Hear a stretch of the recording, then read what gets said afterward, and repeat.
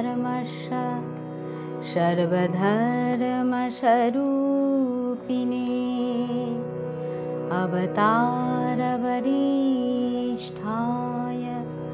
रामकृष्णाय ते नमः। जननीं शारदां देवी रामकृष्णं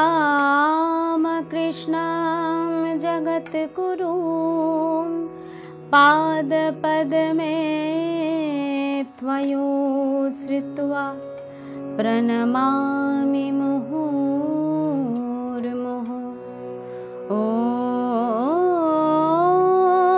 नमः श्री यतिराजाय विवेकानन्द सूरये सच्चित् सुख स्वरूपाय शामिने तापहारिणे।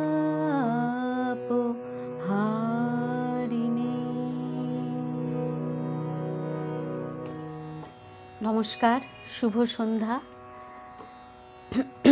आज করুণাময়ী মা শারদা এই পেজ থেকে লাইভ হয়েছি।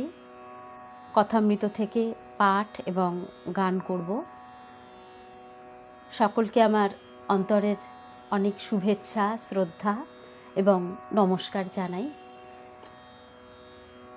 প্রথমে আমি একটি সঙ্গীত পরিবেশন করব। আজকের যে সঙ্গীতটি আমি নির্বাচন করেছি গাইব বলে, সেটির একটি কারণ আছে। কারণ আজ আমি যে অংশটি পাঠ করব কথামৃততে, সেখানে নরেন্দ্রের সাথে ঠাকুরের কিছু সাক্ষাৎ আছে, কিছু কথোপকথন আছে। তো সেই কারণেই আজ স্বামীজির একটি গান প্রথমেই গাইব, যে গানটি ঠাকুরের সামনে প্রথম দিন গিয়েছিলেন। গানটি আপনাদের কাছে অত্যন্ত পরিচিত এবং সবার কাছেই এই গানটি খুব প্রিয় গান। আমার কাছে তো ভীষণই, খুবই ভালো লাগে। তো আমি চেষ্টা করছি, কারণ স্বামীজির গাওয়া গান সেটা সত্যি খুব সহজ নয়। গানটি লিখেছেন অযোধ্যানাথ পাকরাশি। গানটি সুরট মল্লারের উপরে আধারিত। আমি চেষ্টা করছি গাইবার।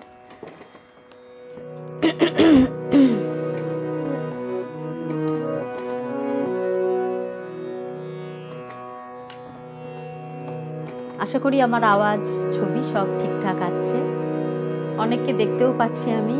ইন্দিরাদি আছেন, রত্নাদি আছেন, দেবকুমার দাস, অনেককেই দেখতে পাচ্ছি। খুব ভালো। শুনুন। মনোজল নিজ নিকেতনে, মনোজল নিজ নিকেতনে, সংসার বিদেশে বিদেশীর বেশে ভ্রমি কেন অকারণে, মন চলো নিজ নিকেতনে, মন চলো নিজ নিকেতনে।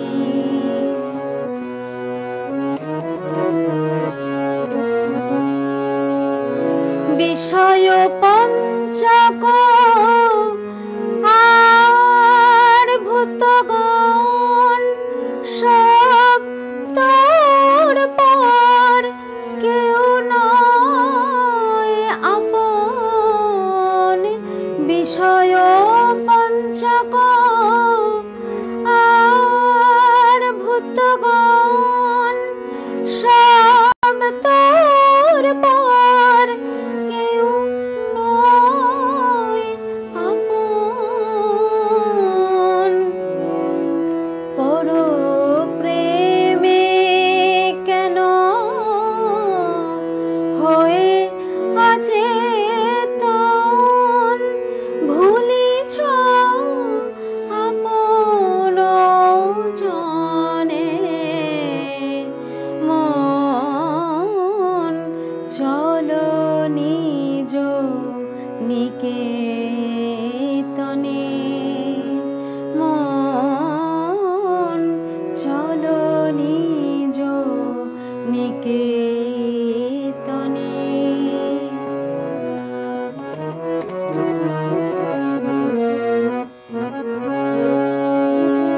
সত্য পথে মন করো আরোহণ প্রেমের আলো জালি চলো অনুক্ষণ। সত্য পথে মন করো আরোহণ প্রেমের আলো জালি চলো অনুক্ষণ। সঙ্গেতে সম্বল রাখো পুণ্য ধন গোপনে অতি যতনে লোভ মোহ আদি পথে দস্যুগণ পথিকের করে সর্বস্ব মোশন।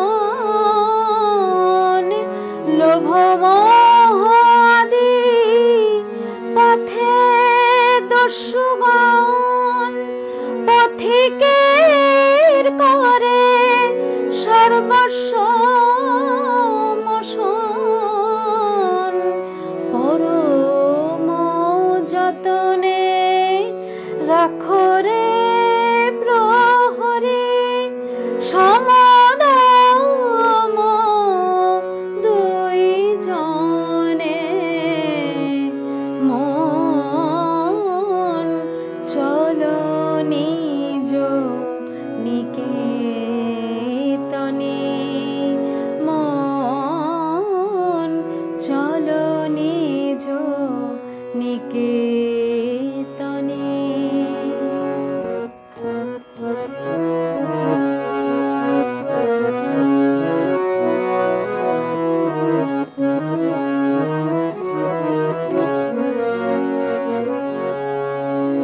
সাধু সঙ্গ নামে আছে পান্থধাম শ্রান্ত হলে তথা করিবে বিশ্রাম। পথ ভ্রান্ত হলে শুধাইবে পথ সে পান্থ নিবাসী গণে। যদি দেখো পথে ভয়ের আকার প্রাণপণে দিও দোহাই রাজার। যদি দেখো পথে ভয়ের আকার প্রাণপণে দিও দোহাই রাজার। সে পথে রাজা প্রবল প্রতাপ সমন ডরে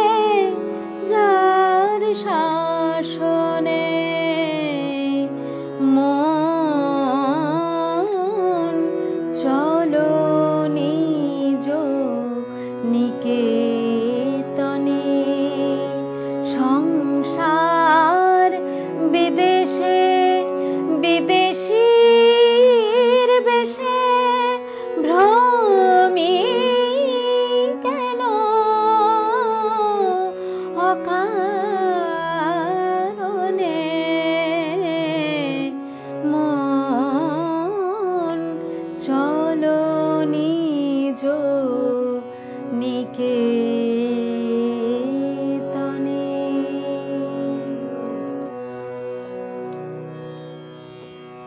অত্যন্ত শক্ত গান এটি, স্বামীজি গিয়েছিলেন, আমি চেষ্টা করলাম। এবার আসি আমি শ্রী শ্রী রামকৃষ্ণ কথামৃত পাঠ আমার এই পর্বে।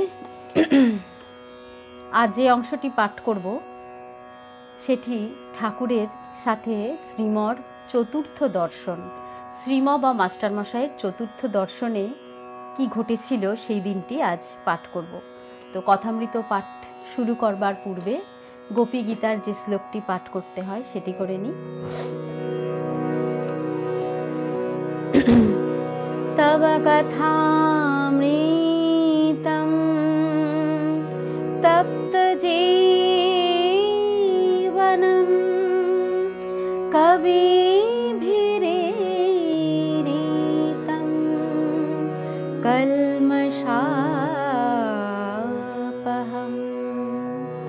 শ্রবণমঙ্গলম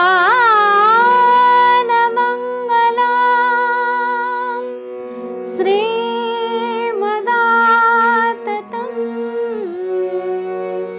ভুবি গৃণন্তি ভুরিদা জনা।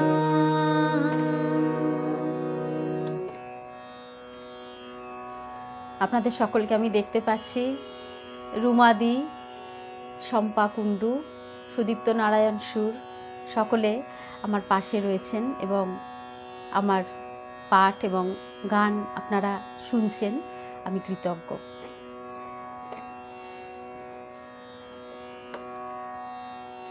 আজকের যে দিনটি, সেই দিনটিতে একটা সুন্দর ছবি তৈরি হয়েছে। দেখুন, শ্রীম বা মাস্টারমশাই কথামৃতকার যিনি, তিনি যখন এই বইটি লিখেছেন যেন একটা ছবি তৈরি করেছেন, প্রত্যেকটি দিন এক একটি ছবি, এবং সেই ছবিতে আমরা যদি ওই অংশ যদি মন দিয়ে পড়ি, আমরা সেই ছবিটা দর্শন করতে পারবো। কি অদ্ভুত সুন্দর যে সৃষ্টি! সেই সময়টা দিন ছিল না রাত ছিল, সেই সময় বাইরের পরিবেশ কি, ঘরের পরিবেশ কি, ঘরে কি কি আসবাবপত্র ছিল, ঠাকুরের পরনে কি ছিল, ঠাকুর কিভাবে চলাফেরা করছেন, এবং অন্যান্য ভক্তরা কিভাবে বসে আছেন, কিভাবে শুনছেন, শোনার পরে তাদের এক্সপ্রেশন কি, প্রত্যেকটা জিনিস এত সুন্দর নিখুঁতভাবে দেওয়া, যেন মনে হয় আমরা পরম ভাগ্যবান ভাগ্যবতী যারা সেই সময় হয়তো জন্মাতে পারিনি, শ্রী শ্রী ঠাকুরকে আমরা চাক্ষুষ দেখতে পাইনি, কিন্তু আমরাও কম কিছু পাইনি। আমরা বসে সেটি মানুষপটে কল্পনা করতে পারি, এত সুন্দর একটা সৃষ্টি শ্রী শ্রী রামকৃষ্ণ কথামৃত। এখানে যে ছবিটি দেখুন, 5টা বাজিয়াছে, ভক্ত কয়টি যে যার বাড়িতে চলিয়া গিয়াছে, কেবল মাস্টার ও নরেন্দ্র রহিয়াছেন। সব ভক্তরা একে একে চলে গেছেন, 5টা বেজে গেছে, আর শুধু নরেন্দ্র আর শ্রীম বা মাস্টার মশাই রয়েছেন। নরেন্দ্র গাড়ু হাতে লইয়া হাঁসপুকুরের ঝাউতলার দিকে মুখ ধুইতে গেলেন। মাস্টার ঠাকুরবাড়ির এদিক ওদিক পায়চারি করিতেছেন। কিয়ৎক্ষণ পরে কুঠির কাজ দিয়া হাঁসপুকুরের দিকে আসিতে লাগিলেন। দেখিলেন পুকুরের দক্ষিণের সিঁড়ির চাতালের উপর শ্রী রামকৃষ্ণ দাঁড়াইয়া। নরেন্দ্র যখন ওই হাঁসপুকুরের দিকে মুখ ধুতে যাচ্ছিলেন, দেখতে পেলেন শ্রী শ্রী ঠাকুর ওই চাতালে দাঁড়িয়ে রয়েছেন। ঠাকুর কি বললেন? তাকে কিছু বললেন, দেখ আর একটু বেশি বেশি আসবি, সবে নতুন আসছিস কি না, প্রথম আলাপের পর নতুন সকলেই ঘন ঘন আসে। এই যে কথাটি বললেন, ঠাকুর বলছেন যে দেখ, নতুন প্রথম প্রথম যখন আসছিস একটু বেশি আসবি। কেন এই কথাটি বললেন? বেশি বেশি আসবেন কেন, এবং প্রথম দিকেই বা সেটি কেন? দেখুন, ঠাকুরের যে কটা কথা আমরা কথামৃততে পাই, কথাগুলো খুব সাধারণ কথার মতো হলেও প্রত্যেকটি কথার কিন্তু একটা গভীর অর্থ রয়েছে। এখানে কিন্তু তিনি সংকেত দিচ্ছেন। এখানে এই যে বলছেন, যখন প্রথম আসছিস একটু বেশি বেশি আসবি। অর্থাৎ যারা প্রথম অবস্থায়, যারা সাধক, প্রথম দিকের সাধক, যারা যারা ঈশ্বরকে জানতে চেষ্টা করছেন, বুঝতে চেষ্টা করছেন, আমাদের মতো যারা এরকম সাধারণ, তাদের কি বলছেন? তাদের উদ্দেশ্যে ঠাকুর নরেন্দ্রকে বলছেন বটে, কিন্তু সবার উদ্দেশ্যেই বলছেন। কারণ জাগতিক বিষয়ের যে সমস্ত কিছু ক্লেশ আমরা ভরে রয়েছি, তো সেগুলিকে কাটাতে হলে একটা বিপরীত ভাব দরকার। এবং ঠাকুরের যত আমরা সংস্পর্শে আসব, তার ভাবের সঙ্গে যতটা সংযুক্ত হতে পারবো, তার ভাবের সঙ্গে যতটা আমরা কানেক্টেড হব, তার ভাবটাকে যত আমরা নেব, সেই যে বিপরীত ভাব সংসার থেকে, জগৎ থেকে, জাগতিক দিকের যে গ্লানিগুলো আসছে, সেটি ধুয়ে যাবে। এবং কতক্ষণ সেটা দরকার? না, সেটা ততক্ষণ দরকার যতক্ষণ ওই ঠাকুরের ভাবটা আমাদের মনের মধ্যে দৃঢ়ভাবে প্রথিত না হচ্ছে, অর্থাৎ সম্পূর্ণ সংযুক্তি না ঘটছে, ততক্ষণ বারবার চেষ্টা করতে হবে। একটা উদাহরণ, যেরকম একটা কোনো পাত্রে খারাপ জল রয়েছে, বা ধরুন আমরা তো বাথরুম পরিষ্কারই করি, তখন আমরা কি করি?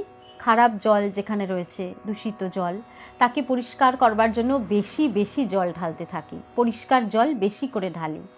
পরিষ্কার জল বেশি করে ঢালি কেন? না, সেই পরিষ্কার জলের তোড়ে খারাপ জলটি চলে যাবে। কতক্ষণ অবধি ঢালি?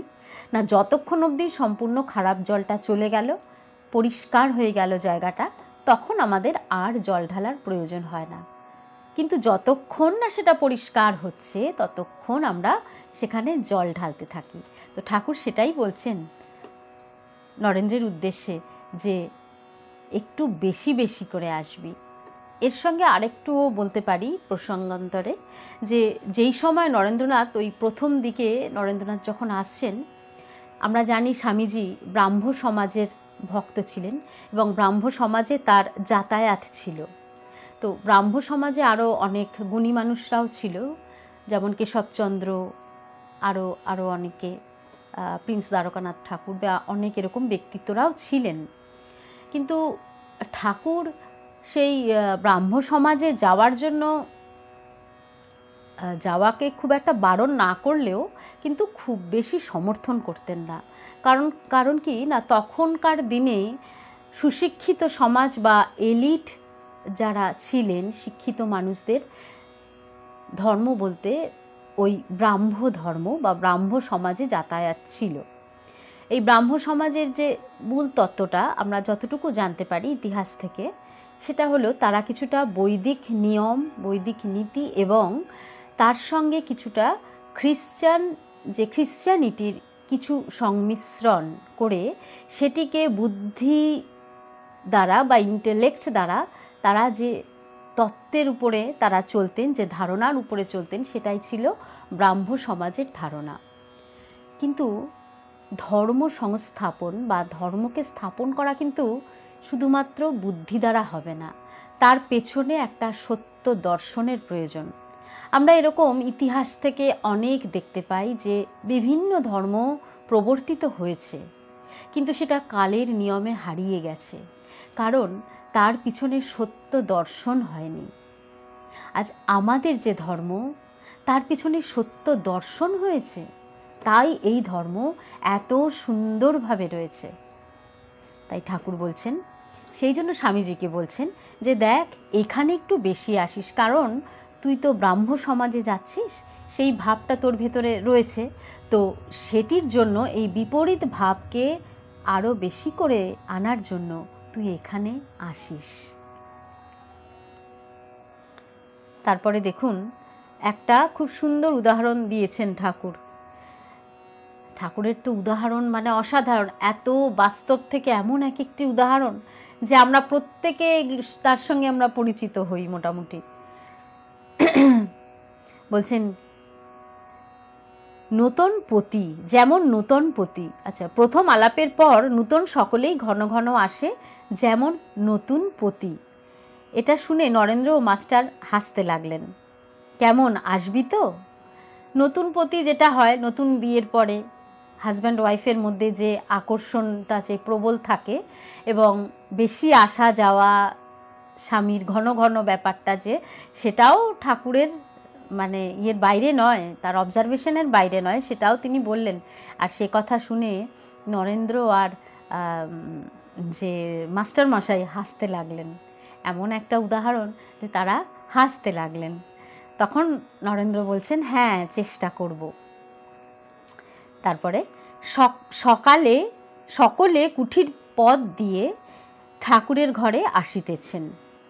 কুঠির কাছে মাস্টারকে ঠাকুর বলিলেন, দেখ চাষারা হাটে গরু কিনতে যায়, তারা ভালো গরু মন্দ গরু বেশ চেনে, লেজের নিচে হাত দিয়ে দেখে, কোনো গরু লেজে হাত দিলে শুয়ে পড়ে, সে গরু কেনে না। যে গরুর লেজে হাত দিলে তিরিং তিরিং করে লাফিয়ে ওঠে, সেই গরুকেই পছন্দ। নরেন্দ্র সেই গরুর জাত, ভিতরে খুব তেজ, এই বলিয়া ঠাকুর হাসিতেছেন। আবার কেউ কেউ লোক আছে যেন চিরের ফলার, আঁট নাই জোর নাই, ভ্যাদ ভ্যাদ করছে। তা ঠাকুর নরেন্দ্র কীরকম সেটা বোঝানোর জন্য একটা মোক্ষম উদাহরণ দিয়েছেন।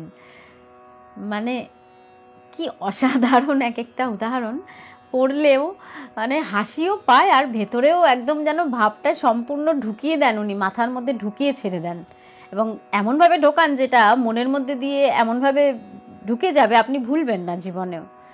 অনেক সহজ সরল কথা দিয়েও বোঝানো যেত, কিন্তু এমন একটা বললেন যে গরুর লেজের নিচে হাত দিয়ে গরু কীরকম সেটার উপর দেখে স্বামীজি কীরকম সেটা তুলনা হচ্ছে। যে গরু খুব লাফায়, অর্থাৎ যার ভিতরে প্রচণ্ড তেজ আছে, এই তেজস্বিতা বোঝাবার জন্য ঠাকুর এই উদাহরণটি দিয়েছেন। আবার কিছু আছে যাদের মধ্যে কোনো জোর নেই, আঁট নেই, কেমন যেন মিনমিন করছে, তাদের ভেতরে যেন কিছুতেই কিছু হয় না, তাদের দ্বারা সংসারের কাজও হয় না। তো কোনো কিছু করতে গেলে ভেতরের সেই জোর চাই, সেই শক্তি চাই, অন্তরের শক্তি। যার ভিতরে অন্তরের শক্তি আছে সে কর্মও খুব সুন্দরভাবে করতে পারবে। তাই ঠাকুর বলছেন যে ওরকম ভ্যাত ভ্যাতে লোক দিয়ে কিন্তু কিছু হবে না, মিনমিন করছে, পড়ে রয়েছে, তার কোনো কিছুতেই বোধ নেই যেন, এরকম হলে হবে না। তারা সংসারের কাজই করতে পারে না, তো স্পিরিচুয়াল দিকে তো অনেক দূরের বিষয় সেটা। আগে তো তাকে সংসারের দিকে তাকে উদ্যমী হতে হবে, তাকে তেজস্বী হতে হবে, তার ভেতরে জোর থাকা চাই, তবে সে সংসার বা জগতের কাজকে ঠিকঠাক করতে পারবে। এবং তার পরের স্টেপ হচ্ছে স্পিরিচুয়ালিটি। কেউ যেন এটা না ভুল করে ভেবে যে ও এরকম এগুলো কিছু পারে না, কিন্তু খুব স্পিরিচুয়াল, এই সব ব্যাপার ও দেখে না, বোঝে না, এরকম কিন্তু ঠাকুর সমর্থন করছেন না। সন্ধ্যা হইল, ঠাকুর ঈশ্বর চিন্তা করিতেছেন। মাস্টারকে বলিলেন, তুমি নরেন্দ্রের সঙ্গে আলাপ করোগে, আমায় বলবে কীরকম ছেলে। দেখুন ঠাকুরের কাণ্ড দেখুন, তিনি আবার মাস্টারমশাইকে, ঠাকুর কি জানেন না নরেন্দ্র কীরকম? তিনি তো নিজেই তো ওই দেখেছেন যে ওই সপ্ত ঋষি থেকে আসছে, তার যে অনেক পরিকল্পনা, নরেন্দ্রকে দিয়ে তার অনেক কাজ করাতে হবে, দেশের দশের অনেক কিছু করানোর বাকি, তিনি সব জানেন। কিন্তু তিনি মাস্টার মশাইকে বলছেন আমাকে বলবে, তুমি তার সঙ্গে আলাপ করো, তুমি আমাকে বলবে সে কীরকম ছেলে। কারণ এই যে বলাটা, ঠাকুর কি চাইছেন? ঠাকুর চাইছেন এই বলাটা, তিনি তো সবই জানেন, তিনি তো অন্তর্যামী, সমস্ত ত্রিকালজ্ঞ, সর্বকাল দ্রষ্টা তিনি, কিন্তু তিনি চাইছেন এই যে কথাগুলি আমরা কথামৃতর আরও বিভিন্ন জায়গায়ও আমরা পড়েছি, এটা ঠাকুর একে বলছে তোমার আমাকে কীরকম মনে হয়, তোমার ওকে কীরকম মনে হয়, তাকে কীরকম, এক একজন এক একজনকে জিজ্ঞাসা করছেন। তার কারণটা কি, তারা যেভাবে বলবে সেটা থেকে আমরা পড়ে আমরা জানতে পারবো। আমাদের জানার জন্যই ঠাকুরের এই সমস্ত অবতারণা। সন্ধ্যা হইল, ঠাকুর ঈশ্বর চিন্তা করিতেছেন। আচ্ছা এটা হয়ে গেল। আচ্ছা এরপরে কি হলো, আরতি হইয়া গেল। মাস্টার অনেকক্ষণ পরে চাঁদনির পশ্চিম ধারে নরেন্দ্রকে দেখিতে পাইলেন। পরস্পর আলাপ হইতে লাগিল। নরেন্দ্র বলিলেন, আমি সাধারণ ব্রাহ্ম সমাজের, কলেজে পড়িতেছি ইত্যাদি।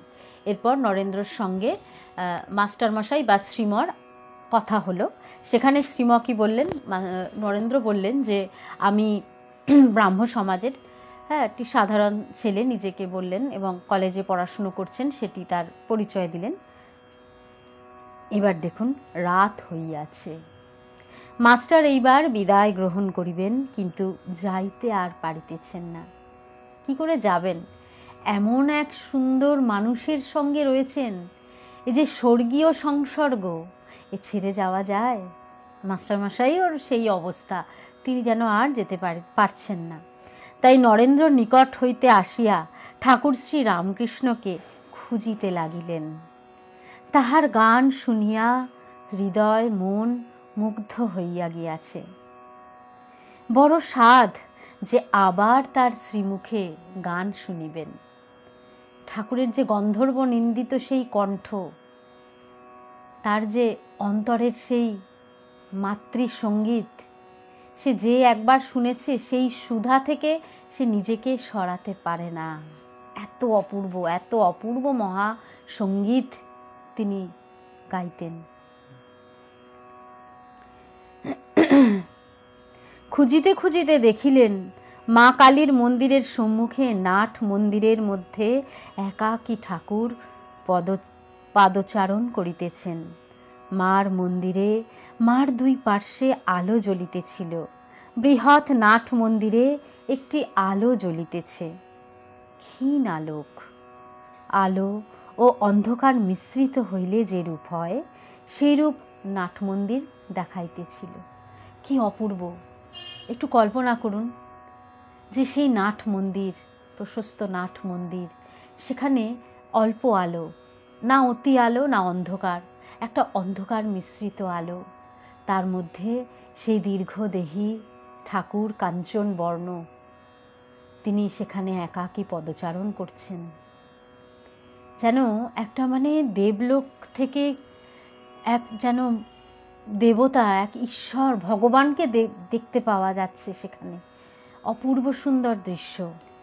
ঠাকুর এই যে যে মাস্টারমশাই যে দেখছেন, এই যে ছবিটা, এই যে এমনি এইভাবে লিখেছেন, এই লেখাটা থেকে যেন আমরাও দেখতে পাচ্ছি। এটা নিয়েই যদি আমরা খানিকক্ষণ চিন্তা করি, এটাই একটা ধ্যানের বস্তু হয়ে যেতে পারে।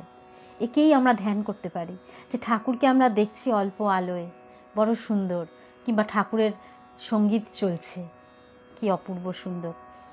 মাস্টার ঠাকুরের গান শুনিয়া আত্মহারা হইয়াছেন, যেন মন্ত্রমুগ্ধ সর্প। এক্ষণে সংকুচিতভাবে ঠাকুরকে জিজ্ঞাসা করিলেন, আজ আর কি গান হবে? যতই শোনেন ততই যেন আর শোনার শেষ হয় না।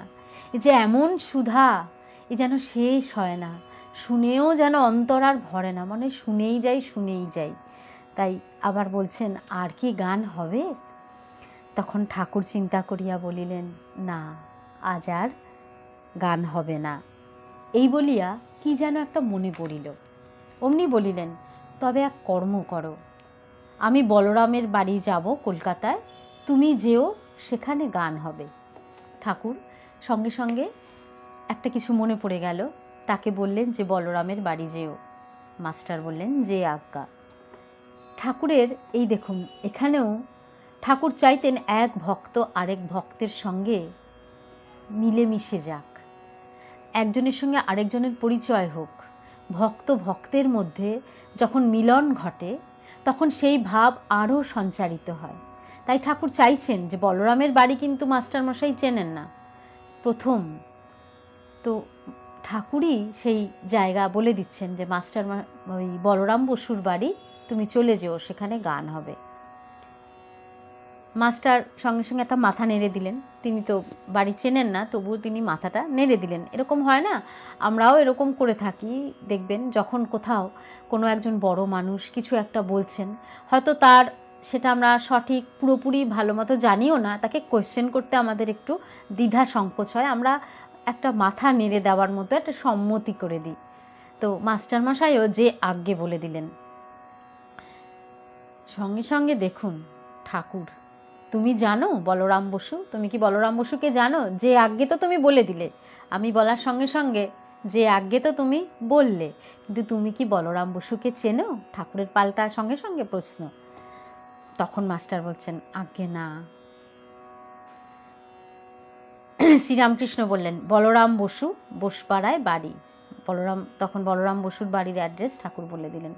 তো মাস্টারমশাই তো প্রথমেই জিজ্ঞাসা করতে পারতেন ঠাকুরকে যে বলরাম বসুর বাড়ি বলছেন সেটা কোথায়।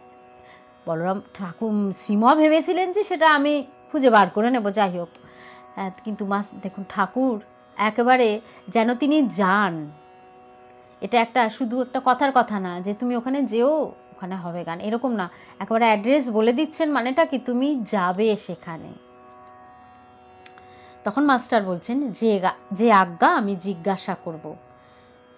শ্রীরামকৃষ্ণ মাস্টারের সঙ্গে নাট মন্দিরে বেড়াইতে বেড়াইতে বলছেন, নাট মন্দির আমরা দেখেছি, যেখানটা অনেকটা একটা প্রশস্ত জায়গা যেখানে ভক্তরা বসে। এই নাট মন্দির আগেও ছিল, আমরা আগে দেখেছি। এই নাট মন্দিরের কিন্তু আগে একটা সমাজ জীবনে একটা গুরুত্ব ছিল। এই নাট মন্দিরে বিভিন্ন শিল্প কলা নানা রকম অনুষ্ঠিত হতো, সঙ্গীত যে পরিবেশন করতো, নাটক এসব হতো।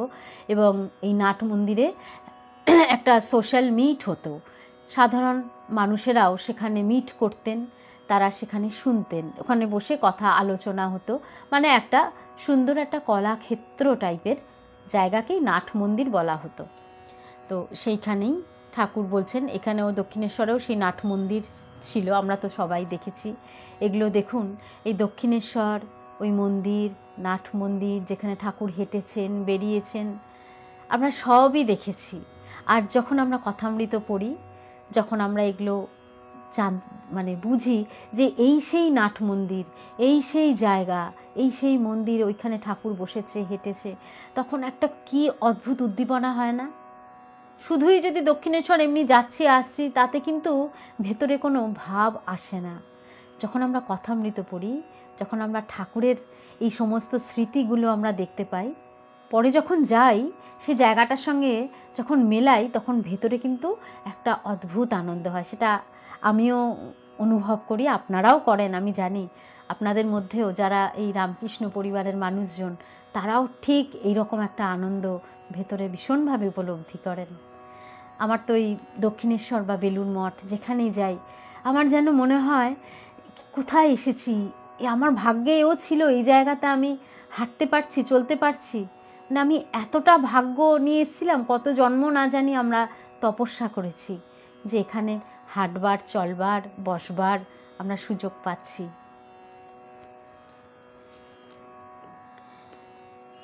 মাস্টার চুপ করিয়া রহিয়াছেন, ঠাকুর আবার বলিতেছেন। আচ্ছা, একটু বাদ গেল।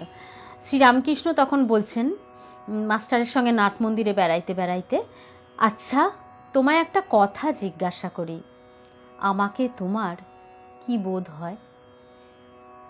তো একটু আগেই দেখুন শ্রীম ঠাকুরকে দেখছিলেন, তিনি যখন ওই মন্দিরে, নাট মন্দিরে একা ওই হালকা আলোতে, একটা অদ্ভুত সুন্দর একটা যেন পরিবেশ, একটা গম্ভীর, একটা সুন্দর নির্জন পরিবেশ, ঠাকুর ওখানে পদচারণা করছেন, গান গাইতেছিলেন।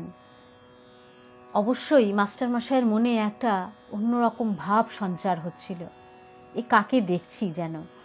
তো তার ভেতরে ওই ভাবটা তখন রয়েছে। আর ঠিক তখনই দেখুন ঠাকুরও তাকে জিজ্ঞাসা করছেন, তোমাকে আমার কীরকম মনে হয়? মাস্টার চুপ করিয়া আছেন, ঠাকুর আবার বলিতেছেন, তোমার কি বোধ হয়? আমার কয়ানা জ্ঞান হয়েছে।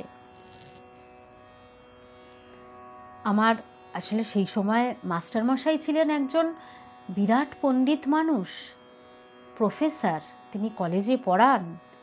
সেই সময় তিনি কলকাতার মধ্যে, মানে কলকাতা কি পশ্চিমবঙ্গের মধ্যে যতজন বুদ্ধিজীবী মানুষ ছিলেন তার মধ্যে অন্যতম একজন ছিলেন শ্রীম বা মাস্টারমশাই। খুব প্রথিতযশা, তিনি কিন্তু খুব একটা বড় পার্সোনালিটি ছিলেন সেই সময়। তো সেই তুলনায় আমাদের ঠাকুর কিন্তু সেই রকম প্রাতিষ্ঠানিক কোনো শিক্ষা নেই, সেরকম কোনো কলেজে, বিশ্ববিদ্যালয়ে কোথাও পড়াশুনো করেননি, উনি স্কুলের গণ্ডেই পেরোননি। তো তাই ঠাকুর বলছেন, কীরকম সুন্দর, ঠাকুরই পারেন এভাবে বলতে। তার মতো এই জন্য একজন ত্রিকালজ্ঞ মানুষ, তিনি বলছেন আমার কয়ানা জ্ঞান হয়েছে বলে মনে হয়। মাস্টারমশাইকে জিজ্ঞাসা করছেন, মাস্টার বলছেন আনা, এ কথা বুঝতে পারছি না, তবে এরূপ জ্ঞান বা প্রেম ভক্তি বা বিশ্বাস বা বৈরাগ্য বা উদার ভাব কখনো কোথাও দেখি নাই। দেখুন কতগুলো কথা বললেন, প্রত্যেকটা বা দিয়ে যুক্ত করেছেন। এখানে বা অর্থ হচ্ছে এবং, অর্থাৎ তবে এরূপ জ্ঞান এবং প্রেম ভক্তি এবং বিশ্বাস এবং বৈরাগ্য এবং উদার ভাব, ঠাকুরের মধ্যে এই সমস্ত ভাবগুলো তিনি দেখেছেন। বললেন এরকম আর কোথাও দেখিনি। শ্রীমঠ তো কম পড়াশুনো নয়, তারও তো কম কিছু দেখেননি, তার ওই জীবনে তিনিও কিন্তু কম কিছু দেখেননি, কিন্তু তিনি বলছেন আমি আমার জীবনে এইরকম দেখিনি কোথাও। ঠাকুর শ্রীরামকৃষ্ণ হাসিতে লাগিলেন, অর্থাৎ ঠাকুর বুঝলেন যে সে কিছু বেশি বলছে না, একদম ঠিক বলছে। এরূপ কথাবার্তার পর মাস্টার প্রণাম করিয়া বিদায় লইলেন। সদর ফটক পর্যন্ত আসিয়া আবার কি মনে পড়িল, অমনি ফিরিলেন, যেতে গিয়ে আবার ফিরলেন। আবার নাট মন্দিরে ঠাকুর শ্রীরামকৃষ্ণের কাছে আসিয়া উপস্থিত। ঠাকুর সেই ক্ষীণ আলোক মধ্যে একাকী পদচারণা করিতেছেন, একাকী, নিঃসঙ্গ। পশুরাজ যেন অরণ্য মধ্যে আপন মনে একাকী বিচরণ করিতেছেন। আত্মারাম সিংহ একলা থাকতে ভালোবাসে, একলা বেড়াতে ভালোবাসে, অনপেক্ষ। মাস্টারমশায়ের ওই দৃশ্য দেখে ভেতরে একের পর এক ভাব সৃষ্টি হচ্ছে, তাকে ভাবাচ্ছে, সে ভাবতে বাধ্য হচ্ছে। ঠাকুরের ওই রূপ, ওই ক্ষীণ আলোকের মধ্যে ঠাকুরের ওই একাকী ওই পদচারণা দেখে তিনি ভাবতে বাধ্য হচ্ছেন। ঠাকুরেরই তো এই লীলা দেখানো। তিনি কি বলছেন, যেন পশুরাজ, রাজা, সমস্ত পশুদের রাজা। পশুদের রাজা বলতে কি সিংহ, সিংহ যেমন সমস্ত জঙ্গলের মধ্যে একেবারে রাজা, তিনি সে সবার উপরে, একেবারে সুপ্রিম। এই সুপ্রিম ভাব তিনি দেখতে পাচ্ছেন। নিঃসঙ্গ শব্দের অর্থ ঈশ্বর নিঃসঙ্গ হন। নিঃসঙ্গতা বা এই শব্দটি আমরা যেমন একলাও বলি, আবার নিঃসঙ্গ ঈশ্বরের বৈশিষ্ট্য, ভগবানের বৈশিষ্ট্য, তিনি নিঃসঙ্গ। একাকী বিচরণ করিতেছেন, আত্মারাম। আত্মারাম কি? যিনি আত্মা, নিজের আত্মার ভেতরেই পরম আনন্দে থাকেন, যার বাইরের কোনো কিছুর, কোনো উপকরণের প্রয়োজন পড়ে না। নিজের আত্মার মধ্যে যিনি সম্পূর্ণভাবে নিমজ্জিত, পূর্ণ আনন্দে যিনি থাকেন, তাকেই বলা হয় আত্মারাম। তো তার মনে হচ্ছে যে ইনি সেই আত্মারাম, অনপেক্ষ, যিনি কারো উপরে নির্ভরশীল না, পৃথিবীর জাগতিক জীবনের কোনো কিছুর উপরে যার নির্ভরশীলতা নেই, একেবারে স্বস্বরূপে যিনি রয়েছেন, তার ওগুলো মনে হচ্ছে ঠাকুরকে দেখে। অবাক হইয়া মাস্টার আবার মহাপুরুষ দর্শন করিতেছেন। দেখুন, মাস্টারমশাই দর্শন করিতেছেন, আবার ফিরে এলেন, এই কথামৃত লিখলেন, তাই আমরাও আবার ফিরে দেখতে পেলাম ঠাকুরকে। আমাদের মানসপটে আবার দেখা দিলেন ঠাকুর। এটা কি বলবো, সত্যি এই কথামৃত না থাকলে আমরা এটা দেখতে পেতাম, জানতে পারতাম। দেখুন, আমরা আমরা কতটা ভাগ্যবান যে দক্ষিণেশ্বর সেটা আমাদের দূরত্বের দিক থেকেও কাছে, এবং ঠাকুর যে এসেছিলেন সেটাও আমাদের সময় থেকে অনেক বেশি নয়। আবার আমরা এই কথামৃতও পাচ্ছি তাকে জানবার জন্য, স্বয়ং ঈশ্বরকে জানবার জন্য। এটা কিন্তু আমরা অনেক ভাগ্যের অধিকারী। আমরা যেন এটা আমাদের মধ্যে অনেক আত্মপ্রত্যয় তৈরি করে, আমরা এই গর্ববোধ যেন করি। তখন বলছেন, আবার যে ফিরে এলে, শ্রীরামকৃষ্ণ বলছেন তুমি তো চলে যাচ্ছিলে, আবার যে ফিরে এলে। মাস্টার বলছেন, আজ্ঞা বোধহয় বড় মানুষের বাড়ি, যেতে দিবে কি না তাই যাব না ভাবছি, এইখানে এসেই আপনার সঙ্গে দেখা করব। অর্থাৎ বলরাম বসু সেই সময়কার খুব বড় একজন জমিদার, তো তার একটু দ্বিধা হচ্ছে, মাস্টারমশাইয়ের একটু দ্বিধা হচ্ছে, ভাবছে এত বড় লোকের বাড়ি যাব, গিয়ে সেখানে বলবো, তার থেকে এইটাই ভালো, ঠাকুরের কাছে আসবো, এসে ঠাকুরের গান শুনবো, ঠাকুরের কথা শুনবো। শ্রীরামকৃষ্ণ বলছেন, না গো তা কেন, তুমি আমার নাম করবে, বলবে তার কাছে যাব, কেউ আমার কাছে নিয়ে আসবে। দেখুন আবার সেই কথাটা আক্ষরিকভাবে খুব সাধারণ মনে হতে পারে, যে তুমি ওখানে যাবে, গিয়ে তুমি শুধু বলবে যে আমি ওই ঠাকুরের কাছে যাব, বললেই তুমি ওখানে ঢুকিয়ে দেবে। আবার দেখুন এই কথাটার মধ্যে একটা গভীর অর্থও রয়েছে, একটা যেন সংকেত রয়েছে। তুমি আমার নাম করবে, অর্থাৎ আমাদের জন্য বলছেন। যদি আমরা তার নাম করতে থাকি, তাকে যদি আমরা ভেতরে রাখতে থাকি, তার নাম জপ করতে থাকি, তাহলে আমরা তার কাছে পৌঁছবো। তার মানে সেই ঈশ্বর, সে ভগবানের কাছেই পৌঁছবো। কেউ আমার কাছে নিয়ে আসবে, কেউ না কেউ তোমাকে পথ দেখিয়ে দেবে।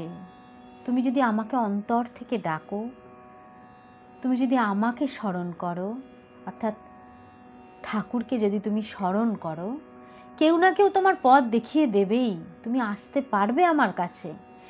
এই যে বলছেন, উনি ভরসা দিচ্ছেন আমাদের, এই ভরসা আমরা এখানেই পাই। মাস্টার যে আজ্ঞা বলিয়া আবার প্রণাম করিয়া বিদায় নিলেন। সেদিনটি এভাবেই শেষ হলো। মাস্টার তখন যে আজ্ঞা বললেন, অর্থাৎ তিনি যাবেন, এবং আমরাও যেন অন্তরে সেই ভাবটাকে নিলাম যে হ্যাঁ আমরাও তাকে স্মরণ করব, ডাকবো, তিনি নিশ্চয়ই আমাদের ডেকে নেবেন তার কাছে। আজকের মতো আমার কথামৃত অনুধ্যান এখানেই শেষ করলাম। এবার আমি একটি সঙ্গীত পরিবেশন করব এবং তারপর এই আজকের অনুধ্যান এবং গানের যে অনুষ্ঠান করছিলাম সেটি শেষ করব।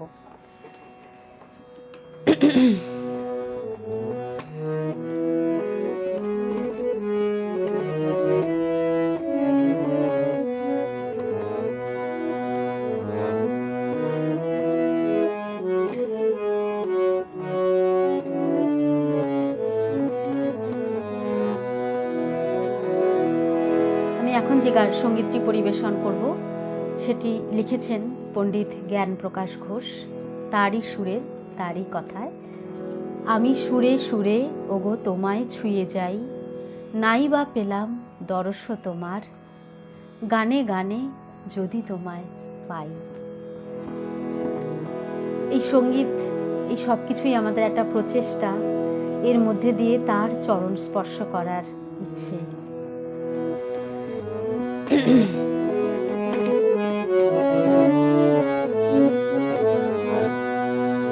আমি সুরে সুরে ওগো তোমায় ছুঁয়ে যাই, আমি সুরে সুরে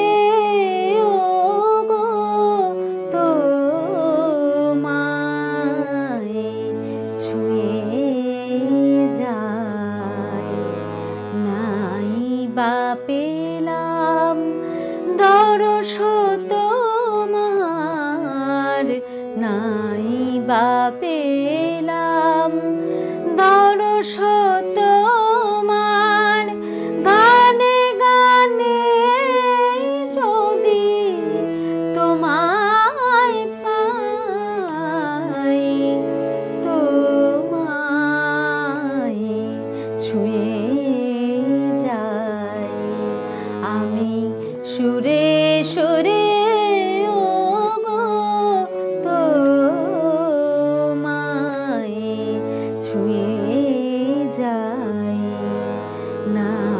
বা পেলাম,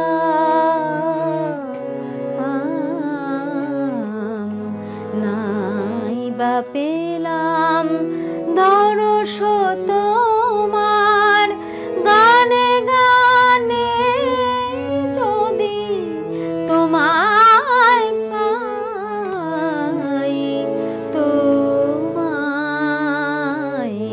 ছুঁয়ে যাই।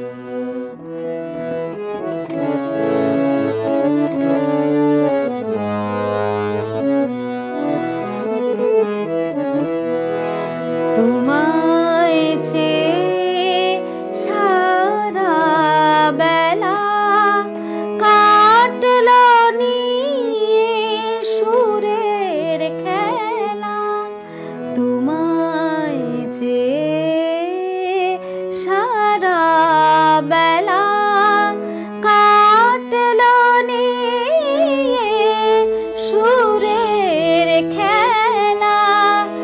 এবার আমার গানের ভেলা তোমার চরণ কোলে ভিড়াই, তোমায় ছুঁয়ে যাই আমি সুরে সুরে, ওগো তোমায় ছুঁয়ে যাই।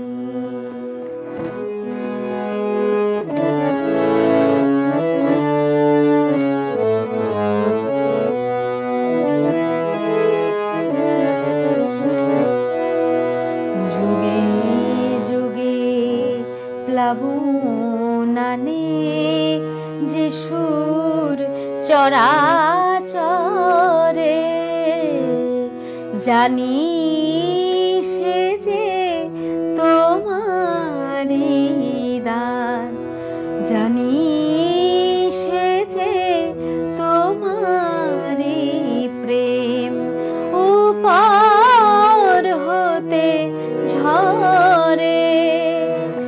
যুগে যুগে প্লাবন আনে যে সুর চরাচরে,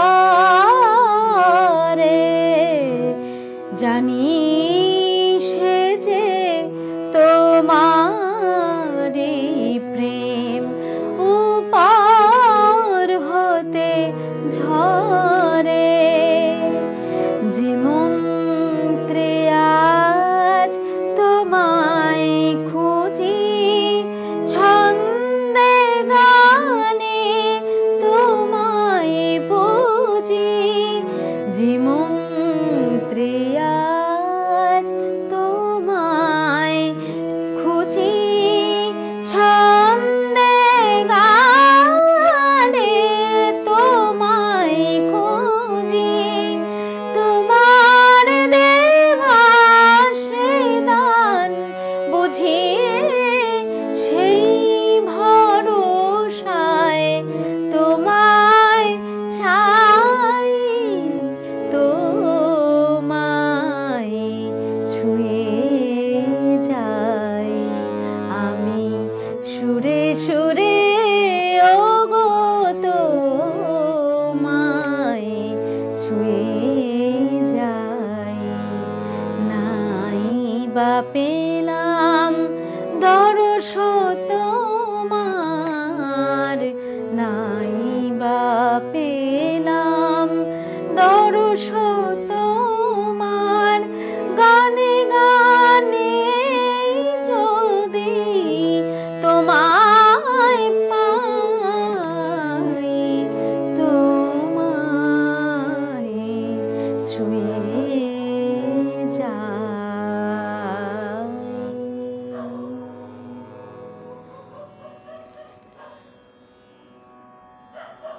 আমি অনেকেই দেখতে পাচ্ছি যারা এতক্ষণ আমার সঙ্গে ছিলেন। রুমাদি, কৃষ্ণা মুখার্জি, তুমি, জয়িতা দত্ত দিদি, রানু রায়চৌধুরী ভট্টাচার্যা, দেবকুমার দাস, হ্যাঁ জয়িতাদি তুমি আমাকে খুব ভালোবাসো, আমি দেখতে পাই। শিল্পী এস, আচ্ছা। শর্মিলা ত্রিবেদী, আমি আরও অনেক সবার নাম আমি পড়তে পারলাম না, পড়া সম্ভব না, কিন্তু আমি প্রত্যেকের কমেন্ট আমি দেখি, প্রত্যেকের ভালোবাসা আমি অনুভব করি এবং সেগুলো আমাকে অনেক শক্তি দেয়। সকলে খুব ভালো থাকবেন। আজকের মতো আমার অনুষ্ঠান এখানেই শেষ করছি।